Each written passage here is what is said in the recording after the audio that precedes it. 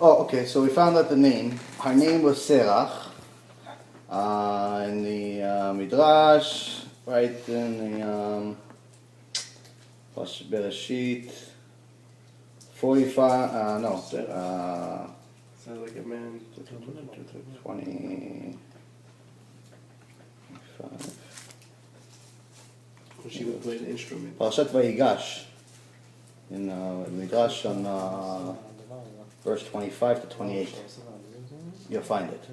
Her name was Serach. So anyway, Serach played the music instrument. She got Jacob to calm down. They gave him the good news, and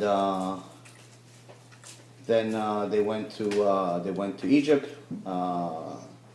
Yaakov came. It says specifically Yaakov came down to Egypt with 70 people. The reason why I mention this is because some of the other books out there say that it was 75. 75 people came down to Egypt, and that's actually one of the proofs that those books are fake. But the Torah specifically says it came down to Egypt with 70 people. And long story short, Yosef became the king right below Paro. And he actually was able to technically become higher than Paro, because in those days the way they determined if somebody was a king was how many languages they spoke. And Yosef knew one more language more than Paro. Paro was a big chacham, he was a wizard also. And but Paro made him promise that he won't tell anyone that he knows one more language. So they made a deal, and he became the king. So now he's buried. After that, they bury him, and Moshe Rabbeinu is looking for this tomb. So he finds Serach, who's still alive. She's one of few women that never technically died. She went to Olam Haba as a whole person. Batya, which was the daughter of Pharaoh, was also another person that did that. That never died. Now, anyway, so he found Serach, and Serach told him, "Okay, yes, I know where the tomb is." They buried it inside the Nile River. The Nile was one of their idols, the Egyptians. So they worshipped it, and so Moshe Rabbeinu goes to the Nile. It's inside the water. How is he going to bring it? And he had something called a mateh. It's like a little piece of metal that had the holy name of Hashem on it, and he threw it in the water, and he said, "Aleh Sho Aleh."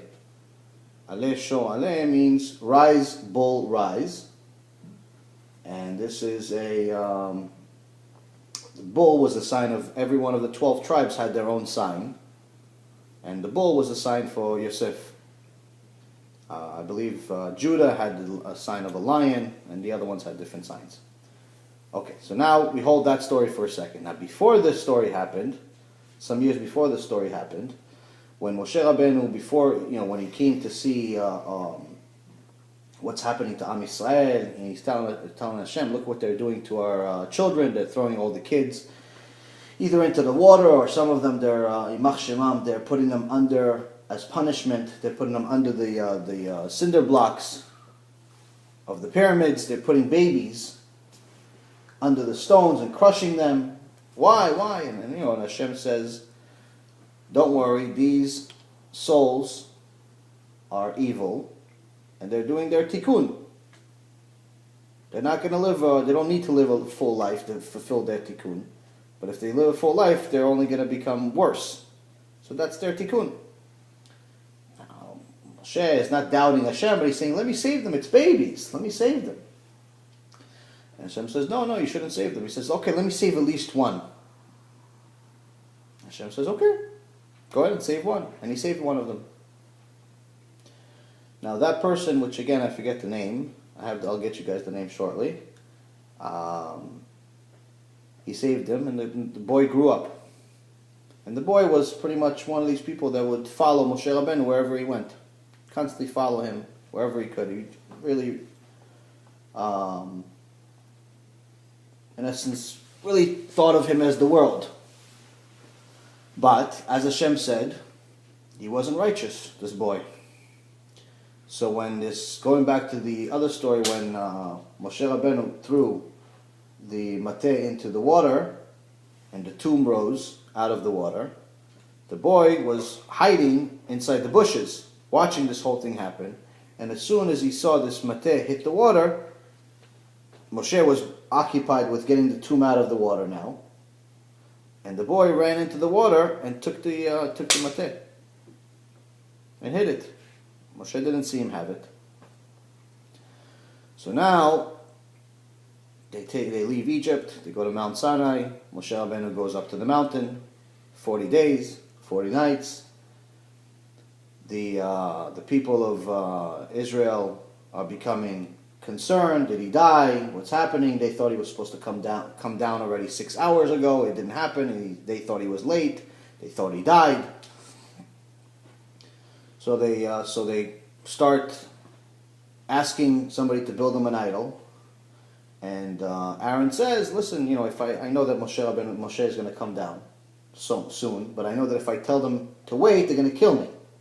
So let me ask them for something that they're probably not going to do, and buy myself some time." So he says, "Give me all of your gold." And he thought, okay, these people are not going to give me all their gold.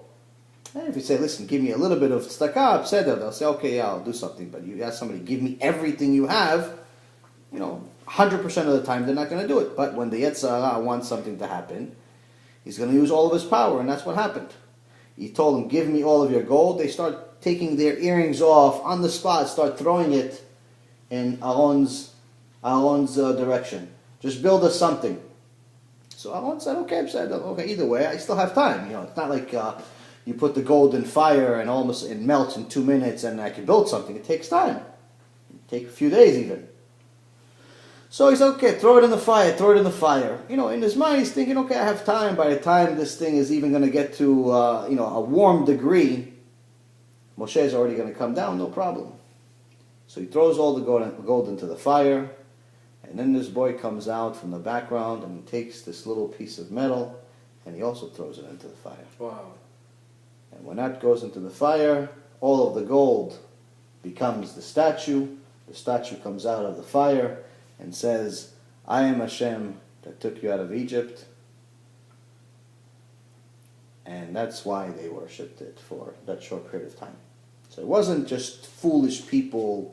Of course, they were foolish to do what they did, but it wasn't just foolish people like today.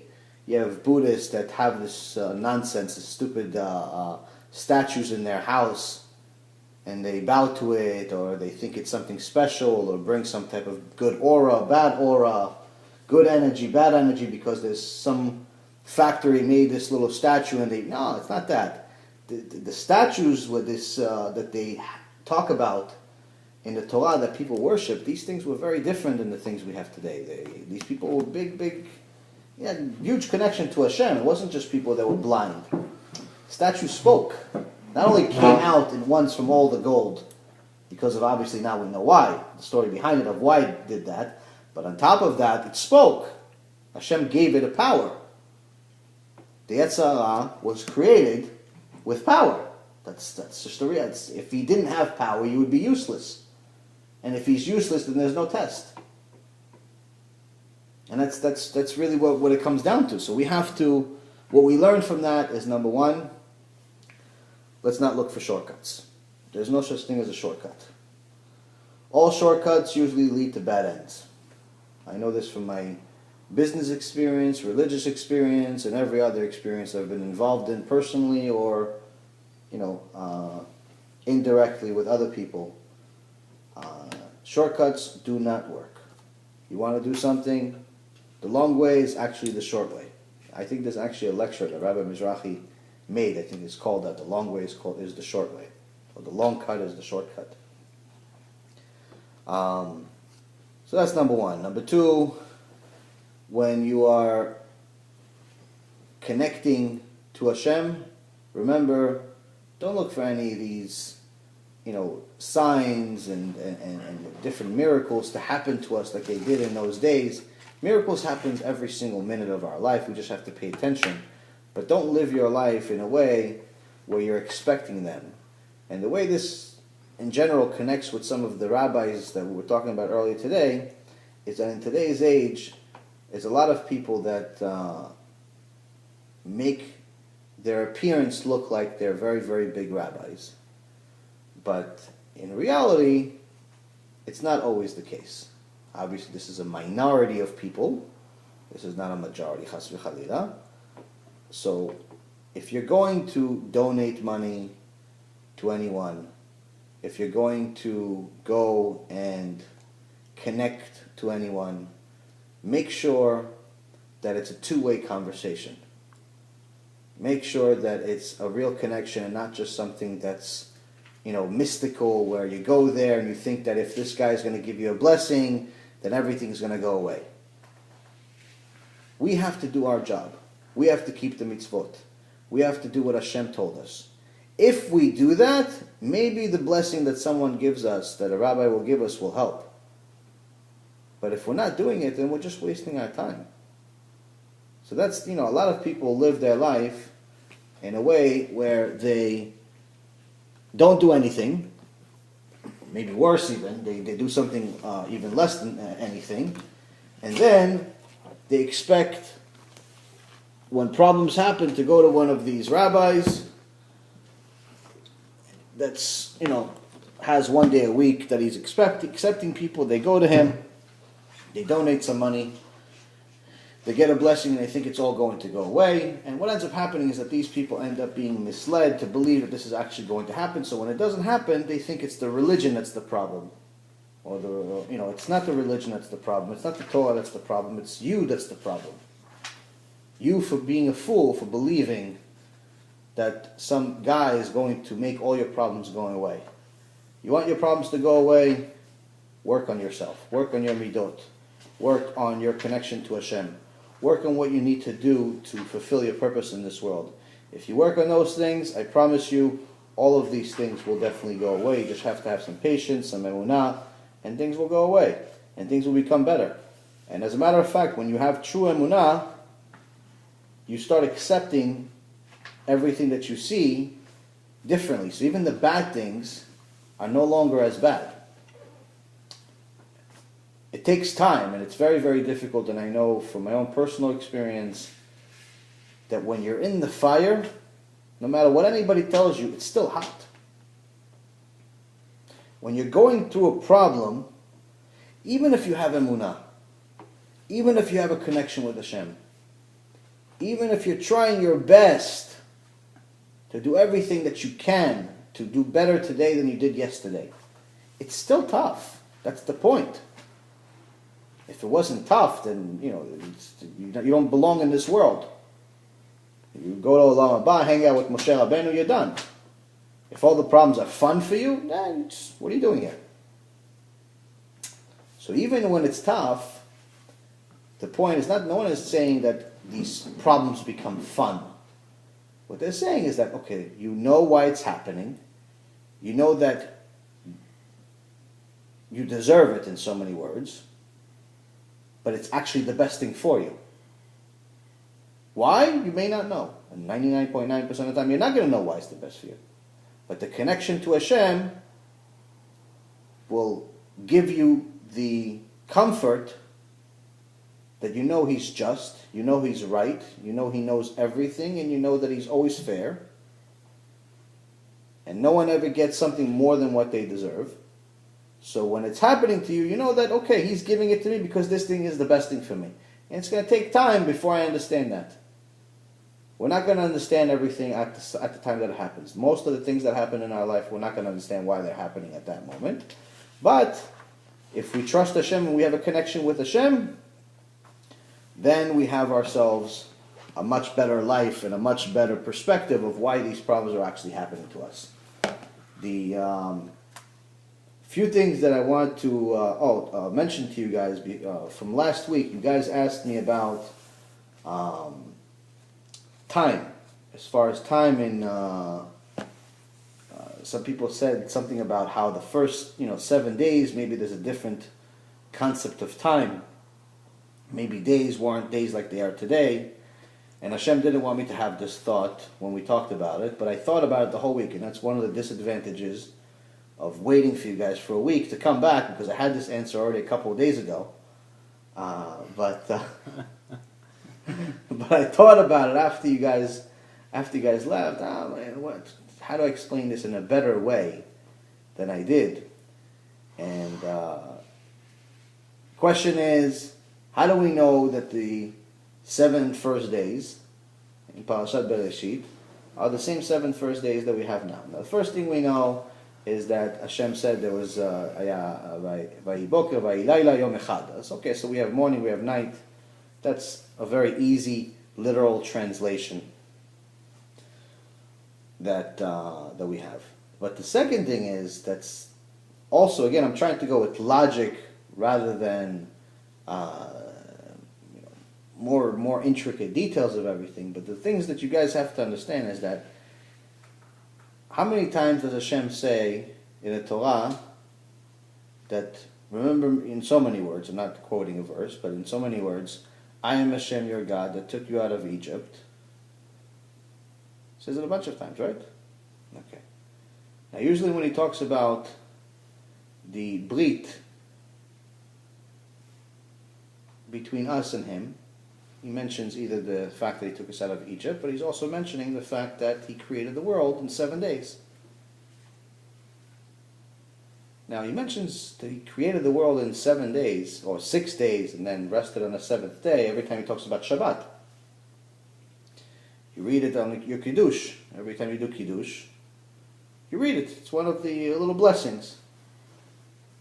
So the question is, why would Hashem mention constantly, not once, not twice, not 3 times, several times. I didn't count the amount of times that he mentions that he created the world in 6 days and rested on the 7th. I think it's over 30 times, but don't quote me on the number. That he created the world in 6 days and rested on the 7th. So every time it's mentioned, the subject of Shabbat comes up, you can pretty much be assured that that's mentioned. Why would he mention that he created the world in 6 days and rested on the 7th, if the 6 days weren't the same days as 6 days today? Because one of the things that scientists foolishly do to explain their science is by providing something unquantifiable in order to justify it. Meaning they say, yes, we came from lizards or fish, and the fish became a lizard, and the lizard eventually became a monkey, and the monkey became a human, and now we see him, and I've become him. I don't know. I mean, they explain this whole concept of evolution in a very entertaining way, but it's nonsense. And it's okay, well, how come we don't see any of these half monkey, half humans now? How come we don't see any lizards that are in the middle of their conversion to monkeyism? You know, I mean, how come we don't see any of this stuff? No. The way they explain it is that, no, this took 30 billion years, or 3 billion years, or 2 billion years, or whatever billion years, whatever number. Whatever, the bigger the scientist, the more billions. And that's what science does. They justify all the Big Bang. Oh, the Big Bang happened because it took 50 billion years ago, and another guy said it's 40 billion years ago. No, I was there. It was 35 billion. No, somebody told me it was 20 billion. They all, bang heads against each other. Who has the more billions? But the point is that they try to mislead people by giving them something that's incomprehensible. That's not something that you can understand, fathom, or even have any concept of what it means. Billions? Who counts in billions? What billions? I'm alive 30-something years. What billions? What are you talking about billions? I can't even think about 100 years ago. Talking about billions of years ago? So foolish people that don't check the facts and don't use their own brain and time for something useful say, oh yeah, this scientist is a big scientist. Yeah, he said that the whole monkey thing happened over 3 billion years. That's why it happened. That's why you don't see it. Oh, no, the Big Bang, no, that was 50 billion years. Don't worry about it. It's not today. It happened. It's happened. So we're only in the year 2000, so it's long time ago. And that's how they explain things. So Hashem knew that the world is full of fools, that when you show them, when you tell them a big number, or anything that's beyond the basics that we're trained to know, anything beyond basic cable, pretty much, then we're not going to ask any questions. We're just going to assume, oh, it's right. Yeah, this guy talks in billions. I only talk in hundreds. He talks in billions. Oh, he has to be better than me. He has to be smarter than me. The guy may not even know how to add 6 plus 6, but he talks in billions. I mean, that sounds big to me. He must be great. I remember from the business days, there used to be this guy who always talked about lied to prospects, clients that he had about all this money that he had. Oh yeah, I'm going to my boat this weekend. Oh yeah, I'm going to my plane today. He would tell people that he has all this money that he didn't have. The guy was a limo driver on the side. He had no money whatsoever. He was just working in the office of the company I was working at the time. This is like 15 years ago. He would tell people these nonsense stories about all the things that he had and he was doing, and he had this money and that money and this company and that company. And I realized he's doing it because it works for him, because and every time he would say something, it would always be bigger than the last nonsense story.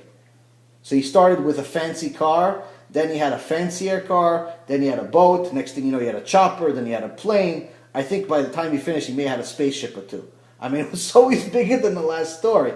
But I realized that the bigger the lie, the more fools believe it. That's the craziest part.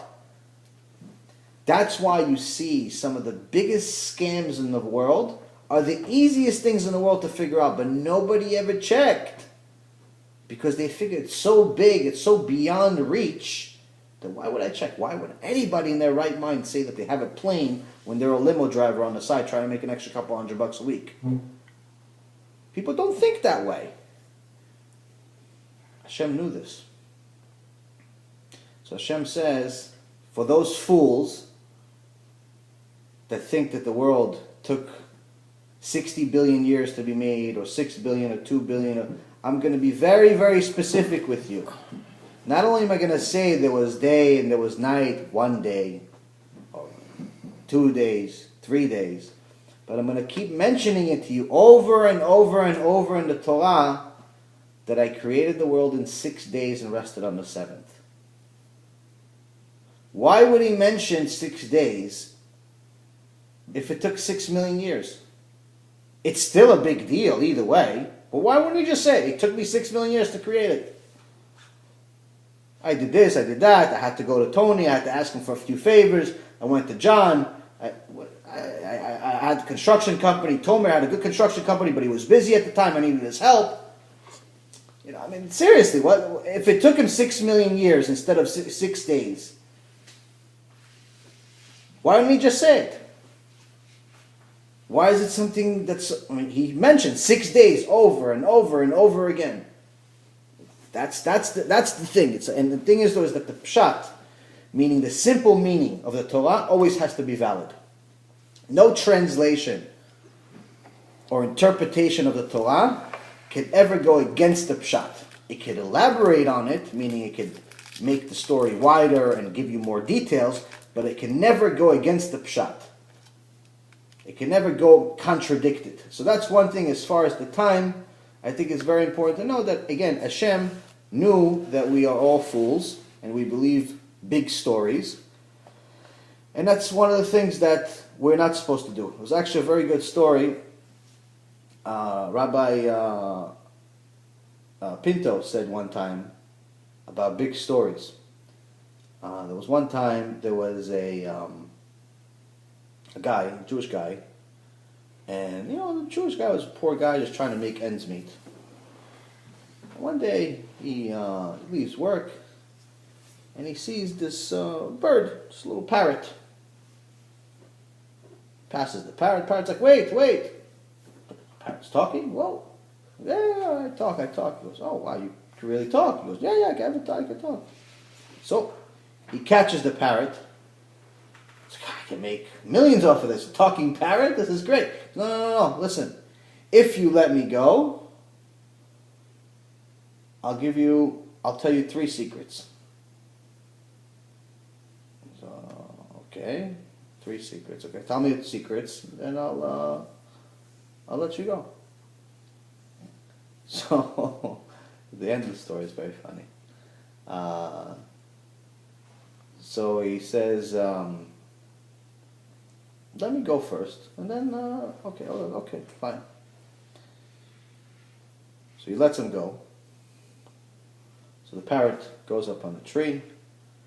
And he says, okay, first one is that you should never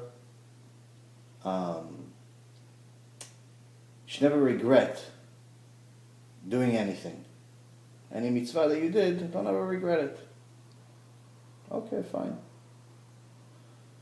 The second one is you should never do anything that's beyond your capabilities. And the third one is don't believe big stories. People tell you big stories, it's usually a lie. Oh, he goes, okay, this is nothing special. What are you telling me? He goes, oh, well, the last one I could tell you something extra. He goes, I have if you would have caught me and cooked me up and opened me up, I have a big diamond in my stomach that would make you a very, very rich man. So all of a sudden, the Jewish guy gets so upset, he starts chasing the bird. Hey, he's chasing. The guy's an older guy. He's not 20 years old. He's chasing this bird. The bird's flying, obviously.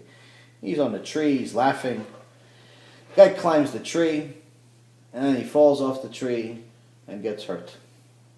So the bird comes down and it's hanging on him.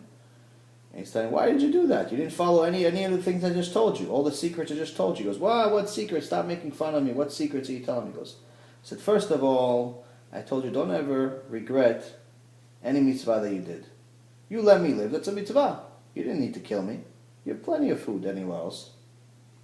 The second thing I told you is don't try to do anything that's beyond your reach, anything that's beyond your powers.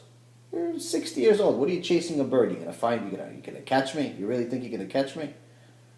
I said the third thing is, you said I told you don't believe big stories because they're usually lies. I told you that I have a big stone in my stomach. You really think that's true and I'm still alive? What did you believe that nonsense for? So that's the point about us. We always believe these nonsense stories because they seem so big and so magnificent, and we want to believe them. We want to believe that we can get rich quick. We want to believe that we can do and become, the most amazing tzaddikim overnight.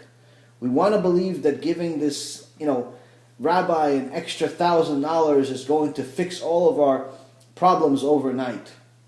We want to believe that, anything that we do that's completely against Hashem is somehow going to be forgiven. The reality of it is that life is quite different than that. And I'll let you guys have another really, really, really important story, but it's funny too. My cousin told me it. It's in one of his lectures. I think it's one of the early ones that he did. And it's about two guys. Two guys live next door to each other. Their whole life. One of them is righteous. Goes, wakes up in the morning, eats, takes a little bit of coffee, drinks coffee, goes to yeshiva, learns all day, comes back home, takes care of his family. The other one, complete opposite, wakes up in the morning, has a few cups of coffee, no prayers, no nothing, goes into his taxi, works all day like a dog, eats non-kosher, nothing. Him and Hashem, they don't get along. But every day, these two guys are living next to each other for many years. So after a while, they start talking. The righteous guy says to him, listen, when you were 25 years old, I didn't say nothing because I knew whatever I said wouldn't work. But now you're already 45, 50 years old. Time to do tshuva. He goes, no, don't worry. Ani istadel. That's what Israelis always say. Ani istadel, al tidag. Ani istadel. Meaning, I'll figure it out. I'll figure it out on my own. It's going to be okay. He goes, what do you mean you're going to figure it out? You go to Shamayim. They're going to show you all the things you did. He goes, no, I'll figure it out. Which is funny because anytime we get a notice from the IRS, we immediately go into shock. scared for our lives. Are we going to go to jail? Are they going to audit me? Are they going to take my house? Are they going to take everything? But with Hashem, no, nistader. Everything's going to be okay. With the IRS, we're scared to death. With the credit card company, honey, we're late. They're going to charge us. They're going to charge us $35. What are we going to do? How could you do this? But with Hashem, violate Shabbat? Nah, no big deal. Yeah, nistader. I'm going to figure it out. It's okay. So they live their life. The time comes, they both go to Shamayim. Now the taxi driver, Mr. Ani Stadil, he's sitting in the courtroom and he sees his friend is inside. He's like, oh, there's really a courtroom here? Wow, I may be in trouble here. This may be a problem. I didn't know there's really a courtroom. He sees, the doors are open. He sees his friend. He's inside. He goes, oh, it's my buddy. I'll be fine. It's good. He knows people probably. I knew I was going to figure it out. So he sees his buddy. Sees the judges in front of him. They're like, okay, how are you? Good, you're here. Okay, so can you tell us a little bit about yourself? What did you do every day? He goes, I woke up every day. I did Birkot HaShachar. Okay, put that on the scale. Birkot HaShachar. Okay, good. The guy outside is like, I didn't do the Birkot HaShachar. What is that even? Okay, well, forget it. Let's see what happens. So he goes, okay, what'd you do after that? He goes, no, then I did I drank a little bit of coffee. Oh, how much coffee do you drink every day? 1 cup, 2 cups? No, I drink 1 cup there, and then maybe sometimes at night I drink another cup of coffee. Oh, bring 2 cups of coffee times 365 days a year times 70 years. Bring it all, put it on the scale. So the guy is outside. He goes, oh Hashem, I knew I was going to be okay. Coffee, I had so much. This guy only had 2 cups. I had at least 5. Just in the morning I had 5. So he's like, I knew I knew I was going to figure it out. It's like, okay, so after that, so they go back to the first guy. And I said, okay, so after you had the coffee, what did you do? He goes, no, I went to Beit Knesset. He goes, Beit Knesset, you walked, you drove? He goes, no, I walked. How long is the walk? Oh, 15 minutes. Okay, 15 minutes, measure it, bring all the measuring tape, all the steps, put it on the scale. So the guy's like, okay, I didn't go to Beit Knesset, but the coffee thing I'm very good at. So then, it's okay, so after Beit Knesset, what'd you do? He goes, no, I went to, I ate a little breakfast. Oh, what'd you eat? I ate a little cake, something small usually. Oh, well, you ate banana cake, this cake. Oh, I ate a little something, anything small they had. He goes, okay, put that 1 cake every day. This guy's like, see, I knew this. I knew these cakes are going to pay off. My wife kept telling me all these years that I shouldn't eat cake. I eat at least 2 cakes in the breakfast every morning. He's like, Baruch Hashem. Again. So, okay, so then I learned some Torah. And then I have lunch sometimes around 4 o'clock. I'd eat something. What'd you eat? He goes, I eat some chicken sometimes. Sometimes I'd eat meat, but usually I'd have chicken. Okay, bring all the chicken every day, 365 days a year times 70 years. Put it on the scale. The guy outside, he's like this. I am set. Chicken? This poor guy only had chicken. I'm set. I have nothing to do. I didn't want to hear the rest of it. I'm fine already. If they're already counting lunch, this is great. So anyway, so he continues with his trial. They put all of his mitzvot. Of course, he had a few averot, but they do the scale. All of his mitzvot are over here, averot are over here. Oh Hashem, he's good. So the taxi driver, Mr. Ani Stadil, goes inside. Goes, hi, how are you? He goes, guys, I'm not going to waste your time. Just take a list. In the morning, it was at least 2 cups of coffee. I had a bunch of sugar too. And I didn't have 1 cake like my friend over here. Poor guy only had 1 cake. I usually had 2 cakes, sometimes 3. By lunch, I'd have chicken. Sometimes I'd have some salad too. But most of the time, at least 3 times a week, I'd have some steak. Then I had this food for dinner. Oh, and dinner, if you start talking about it, wait, buddy. What are you doing? What do you think? This is a restaurant? Like, what? My buddy. He just came out of here. I heard him. He said that he ate this, he ate that. You guys put it all on the scale and everything worked out. Why? Why is it different? Why are you discriminating? Like, no, it's a difference. He goes, no difference. Me and him were like this. We're together. We're perfect together. We're twins practically. He had chicken, I had chicken. What's the problem? He goes, no, it's a big difference. When he woke up in the morning and he said Birkot HaShachar, he already told Hashem, thank you for bringing me back. Then when he had the coffee, he didn't have the coffee just to have the coffee. He had the coffee to get a little bit of energy, a little boost, so he can go pray. Did you go pray? No, I didn't go pray. Why, you have to go pray? He goes, yeah, you have to go pray. He goes, well, I went to work. That's okay, it's good you went to work. So when he went and ate lunch, he goes, yeah, I ate lunch too. I ate steaks. He only had chicken. He goes, no. But when he had the chicken that he had it to have some energy, and he did a blessing before he ate it. And he ate to get energy so he could learn some more Torah. Did you learn Torah? No, I was working in my taxi. Okay, so you didn't learn any Torah. He learned a lot of Torah. But what about this work? Torah doesn't say you're not allowed to work. You're allowed to work. You're supposed to work. What did you do with the money? Oh, I bought the steaks. And what else did you buy? Oh, I got some self-vacation. I went to Bahamas. I went to Cancun. I went to Mexico. I went to Australia. I went to Brazil. I went to San Francisco with all of, Sodom and Gomorrah's Gilgulim. I went to all those places. He goes, okay, you went to all those places. It's good that you had fun, I guess, but the problem is that all of what you did is worthless. All that you ate is not a mitzvah. You didn't do it for mitzvah. You did it to meet your own desires. Everything that he did was to meet Hashem's desires. And he still had a good life, just like you. And that's the reality. The reality of it is that we always think that we can do whatever we want, just like the taxi driver. And when we get to Shamayim, ani istader. But reality is very different. And we don't want to be as a taxi driver. So we have to wake up. We have to wake up, start doing what Hashem wants now. If we don't do it now, im lo achshav ad matai. If not now, when? If we don't start fixing now, when are we going to do it? Now obviously none of us can become Rabbi Akiva overnight.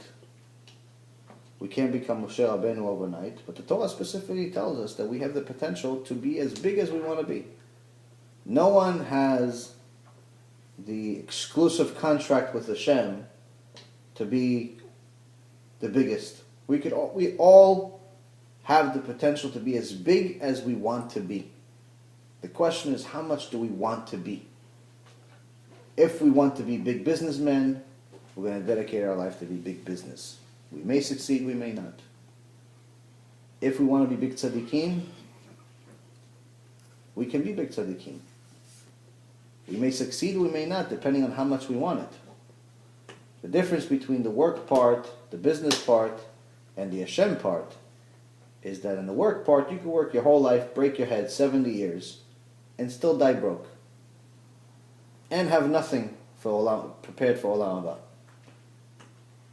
With Hashem, with the job that Hashem is giving us, whether you become Gedol Hador or just a simple Jew, you have Olam Haba, you have a life full of amazing things for eternity. Either way, you win. There's no losing, because Hashem is not like the boss, where he only pays if you do a good job and you're the best. Hashem pays just for trying. So if we try, we win. We try harder, we win more. We try harder, we win more. And that's the thing. So that's why they always tell us that a Jew has to continue trying harder every day, getting closer to Hashem. A Jew has to continue trying, getting closer to Hashem every day. Continue trying, doing more every day. If we're keeping Shabbat in one way today, we could try to do it a little more tomorrow. If we're keeping Kashrut only with meat and not with the dairy, now we have to start with the dairy also. If we're keeping Tefillin, but we're only doing it by 2 o'clock in the afternoon, then we have to start doing it by 8 o'clock in the morning, or at least by 12, or by 10, and little by little. Be on schedule. Be on schedule. Maybe you could do it 5 days a week on schedule and 1 day a week not on schedule, or the opposite, whatever it is. But again, something every week. You should get to Shabbat with a list of things that I did this week that I never thought that I was going to be able to do last week. What else did I do? And it doesn't necessarily always have to be just tzedakah or just the things that are easy for you to do. It has to be, you have to have at least one thing that's hard for you to do and you did it. Because if it's easy for you to do, it's not your test. Every one of us came into this world for a certain test. It's something that we need to fix during our life. If we're very, very generous, then money is not our test. But if it's hard for us to give tzedakah, push yourself to give tzedakah. If prayer is hard for you, push yourself to pray. If studying is hard for you, push yourself to study. Either way you have to study, but the point is that do whatever is tough for you, not what's easy for you. It's just like when you were in school and we were little kids. You know, everybody wants to win in the football game or the soccer game or whatever they're playing when they're little kids, but in reality, if you want to get better, you have to play with the big kids. When you're 10 years old, you know, if you continue playing with 6 years old, then yeah, it may be fun because you're always the biggest kid and you're always winning. But whenever you're going to play kids your age, you're always going to be the one that's the worst. Because you're not trying hard enough. And that's the reality. So we have to try harder every week. If we try harder every week, then, you know, I think you'll surprise yourself of how far you can get and how amazing this all is and how much it could change your life. And again, I think that what I personally do today, I know that a year ago I never thought was possible. What I did a year ago, I never thought that was possible. And all of these things are very, very far from us. They're all difficult for us before we do them. But eventually they become something that becomes part of our day-to-day activities. And I think that if we could start that, that's something extraordinary. Seems like you guys are all tired, so before you fall asleep on me, in case, for whatever reason, I don't see you next week or somebody doesn't show up, I always want to make sure that I bring you guys something new, a new chidush that I found this week. I think it's pretty extraordinary. נראה לי הכי בסוף שעתיים בכיף.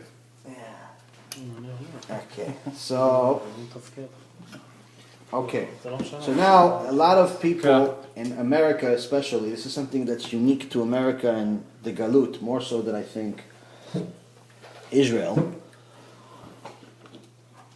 I'm not talking to anybody here, just in case you hear somebody's doing this or thought about this or anything like this. This is something that I found recently and I thought it was extraordinary, so I'm sharing it with you. People heard about this concept of Hanukkah trees. Hanukkah's coming up. Hanukkah trees? Hanukkah trees. People in America, Hanukkah bush. you know, like Hanukkah bush, Hanukkah tree, whatever it is. Like Yeah, people, I never heard that. okay, so what people do, okay, so what happened, okay, Hanukkah was never necessarily a holiday of gifts until America created that, you know, so the Jews want to compete with Christmas, you know, they have this tree, and they have gifts around it, so what Jews started doing is that, okay, during Hanukkah we're also going to give gifts, and we're going to give 8 small gifts, and so on, so they made it a gift holiday. It's not exactly what the holiday is about. The holiday is not about gifts. It's actually about our Am Yisrael's survival, which is a little bit different than just getting a new PlayStation or some other nonsense toy. But the point is that everything is becoming marketable. Everything is becoming, you know, commerce. And people are falling far, far, far away from what the point of what we need to do. Now, what's happened also, and I remember this even when I was a kid, 20 years ago, I remember one of the Jewish kids in the neighborhood told me, oh yeah, we celebrate, you know, he wasn't religious, but he's like, oh yeah, we have a unique Hanukkah. I'm like, well, what's a unique Hanukkah? He goes, oh, we have a tree also. We have a Hanukkah bush. I'm like, what's I don't even know what a Hanukkah bush is. What's a Hanukkah bush? Well, no, we have a tree, and it has, you know, blue and white instead of being green, and we put little Jewish stars on it, and it's fun, and ta-ta-ta-ta-ta. Okay. I didn't know much at the time, and still don't know much to this day, but I know a little bit more than I did back then. And I found a very, very interesting thing about the whole aspect of trees. Now, the Torah obviously was given to us by Hashem. We all know and agree that it's divine, which means that everything that's written here is directly from Hashem and is relevant as much today as it was when it was written. Nothing changed. So, now the Torah repeatedly tells us that we should not do what the non-Jewish people do. The Goyim have their laws, and we have our laws, but we don't have to argue about it. Doesn't necessarily make them bad or anything like that. It's just that we have different standards that Hashem gave us, different laws that we have to follow, and they have different laws. That's it. The problem with us is that, again, because we're back to lack of knowledge and ignorance, we try to imitate them, which is something that Hashem told us specifically not to do multiple times. Something we're doing in the history. We're repeating it over and over again. Now the problem is that people, because they don't know, it's not because some people want to anger Hashem, but for the most part, it's because they don't know. They do things because they don't think, it's a big deal. It's a tree. What's the big deal? It's just a tree. It's a big deal. I go to my friend Tony's house and he has trees all the time. No, God's not striking him. Why? If it was so bad, he'd just destroy him on the spot. All these people, you got millions of people all over America, all over the world. They have trees in the middle of their living room. Some white, some green, some with balls, some with stars, some with this, some with that. All these people are living life. This guy's got a big house, got 10 rooms in it, and there's trees in every room. Why can't I have a tree? Why can't we have a tree? Because Hashem said we can't. And this is something that's not only something that Hashem said, He said it literally. This is not a translation. This is not an understanding. This is not only are we not allowed to do it, but no one's allowed to do it, meaning Jews or non-Jews. Unfortunately, people don't read the Torah. They think somebody told them a verse and they remembered it their whole life, so they think they know the Torah, or they know the Tanakh, or they know something. They know 3 verses since kindergarten, or they know Tehillim because they read it every Tuesday or Saturday or some other day, or anytime somebody's sick they read something and they remember a couple of them by heart, so they think they know the Torah. They don't know anything. The problem is the Torah is endless. And if you read it, everything is in it. I found this recently, and I think this is something extraordinary. It's in the book of Jeremiah. It's in the Tanakh. Yeremiah. It's chapter 10. And I'll just start from the beginning, and you guys tell me if you understand what this says, because this is just a simple English translation. I mean, I can read it in Hebrew also, but I think English, not Rashi's translation of it, or some other sage interpretation of it, or the Gemara's interpretation. This is basic word-for-word translation of what it says. Tell me what you guys think. Hear the word which the Lord has spoken to you, O house of Israel. Thus said the Lord, do not learn to go the way of the nations, and do not be dismayed by portents in the sky. Let the nations be dismayed by them, for the laws of the nations are delusions. For it is the work of a craftsman's hands. He cuts down a tree in the forest with an axe. He adorns it with silver and gold. He fastens it with nails and a hammer, so that it does not totter. They are like a scarecrow in a cucumber patch. They cannot speak. They have to be carried, for they cannot walk. Be not afraid of them, for they can do no harm. You guys got this so far? Okay, so tree, kishutim on them with little decoration, silver, gold. Sounds familiar, right? Okay, so we're a good start.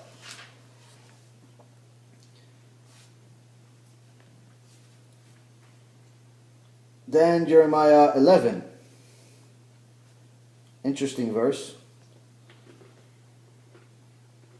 That one, the first one is much more literal than this one, but the point is that this one is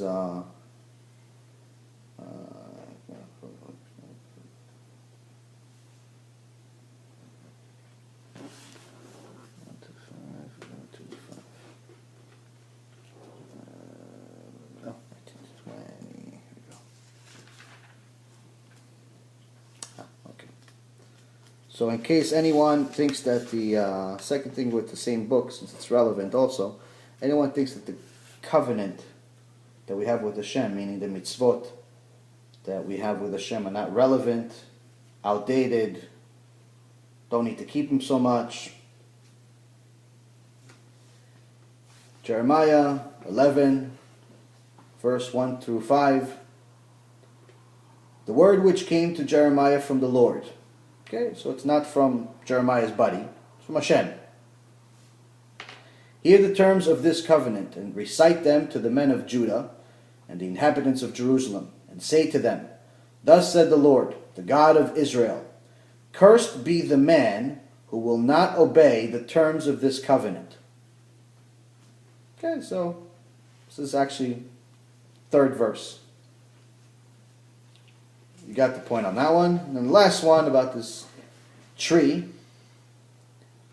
If the tree didn't bother Hashem, I don't think he would say this. Again, Jeremiah 11. The Lord informed me, and I knew. Then you let me see their deeds, for I was like a docile lamb led to the slaughter. I did not realize that it was against me they fashioned their plots. Let us destroy the tree with its fruit. Let us cut him off from the land of the living, that his name be remembered no more. The tree also represents something else, is the point here. Okay? It represents an idol.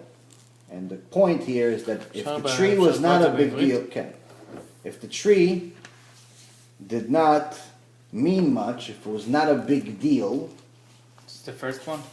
the first one is Jeremiah 10. It's highlighted, the parts that are highlighted. 10. Yeah, but as soon as you put a tree in your house, put a plant in your house, it's a plant. You water it, it's just a plant, it's a living thing. Very different. They're not describing a plant. Yeah, but they're not decorating. They're not describing a Well, that's plant. the They're thing, describing. as soon as you bring a tree in your house and you start decorating, it's kind of you're worshiping it like it's an idol. That's the problem. But that's the thing. He's not talking about putting plants in our houses. He's talking about specifically a tree that they put decorations on it, and the Hebrew is actually even a little more detailed than the English part. It's talks about putting- basically a false god, because the thing is that it's a tree is the way they treat their trees is the ornaments that they get. The bigger, So people, nicer, okay. So here's the thing. taller the tree. And a big star on the top Right. of So the tree. here's the point, guys. אחי, זה מדהים מה שאתה מראה פה. This is It's in something. that days, like, it's before how long this, it's like way before they celebrate the Christmas. Oh yeah. This is before the religion. This Yeah? is before. Yes, definitely before. פעם Before. ראשונה שאני רואה. This is before Christianity ever existed, or is even a thought. But the point, the beauty of the Torah is that it's eternal. It's relevant as much 3,300 years ago when we got it, until the end of time. It applies to everything, and you can find everything that's relevant to today, with all the fancy schmancy technology, and the different types of houses, and the cars, and the planes, and the cell phones, and the nonsense that we consume our life with. You can find all of that in the Torah. All of it. Everything is in the Torah. So when we realize that this stuff is already there, and dafka we go against it, it's just a fool. So what does it mean? That most people are not going dafka against it. Most people just don't know, because why? It goes back to what we were talking about before. People believe big nonsense stories because they don't think that anybody would make such a big lie. That's why a guy like Madoff, for example, gave the rest of Jews a bad name by stealing billions of dollars. Why? Because people believed his big story, that he's this and he's that, and he doesn't want to accept money, but he's doing you a favor by taking your money, and people fell for this trap. Because they fell for a big lie. The bigger the lie, the more people believe it. And that's one thing that we have to understand for ourselves, is that we have to check the facts. We have to check the facts in the Torah. We have to check the facts in our life. We have to check ourselves every single day. We have to wake up. Because as long as we don't know these facts, we have nothing to stand on. So this specific thing about the tree is not just for you guys, because I wasn't chas v'chalila, not assuming any of you guys are doing it. But number one is, if you know anybody that doesn't think it's a big deal, let them know it's a big deal. If you don't know the verse, ask me. I think it's my brother also. Bezat Hashem, it's Because not. he But has a anybody menorah it and he is. has a tree, I think. Okay. Anybody is. It's not. But second thing is, anybody that actually watches this, if there's 10 people, 5 people, 1 person watches this video, it makes it all worth it. 1 person doesn't do it because of watching this. It's worth 1,000,000 lectures. Worth you guys being late every time. And that's the point of all of this stuff. Is so we learn, so we fix ourselves, connect to Hashem, realize this is true, and Bezat Hashem achieve our purpose in this world and help other people. Amen. So Bezat Hashem, next week, during you have 7 days to try to get me 1 more person for next week. I'm going to use Shimon. 1 more person, anybody. I don't care who it is. It could be Shimon, it could be Tzvika, it could be this one. Or that. Get me 1 more person for next week. We have to grow this year. Anyone. All 3 of you guys get me just 1 more person for next week. We made a big achievement. So let's get as many people as possible. If you can't get somebody, then the link that I send you guys with the lectures, with the shiurim that we do, send it to them. If they don't want to watch me because I'm not good to look at, then have them watch Rabbi Mizrahi, because he has a lot better things to say than I do. If they don't want to listen to English, he has it in Hebrew. If they don't want to listen to him because they don't like him either, have him listen to my cousin Rabbi Ephraim Kachlon. If they don't like him either, they got a problem. There's a lot of things, a lot of the Torah out there. Just get them to watch something. Torah and Science, that's also, again, I don't know if, I didn't ask you guys if anybody watched it yet, but please, if you haven't watched it, watch it. Okay? Watch it. It's good stuff. The CD And is Bezat not the Hashem, same as the movie? the CD Torah and Science is the same thing as the movie. Oh, so one is just... One is audio and one is visual. oh, so The visual you should watch with your wife, because you shouldn't be selfish and be the only one that learns. You should watch it with your wife. I'll tell you the truth, my wife took the CD and she's telling me stories now. Ah, tzadikah, see? Nice. I know I'm dealing with I some. put it in her car, she's coming to tell me stories. Oh Hashem. Oh Hashem. Okay, so guys, please, 2 things we gotta do. Watch Torah and Science and work on getting 1 person for next week's lecture. And Be'ezrat Hashem, we'll have a good week. As you can see, Panasais from the Shamayim. You guys, Be'ezrat Hashem, will work something good together. And Be'ezrat Hashem, we'll all succeed. We'll all succeed in having Hashem happy with us every day and succeed in our life. All right? And Baruch Adonai Olam. Amen ve'amen. Amen. And be on time.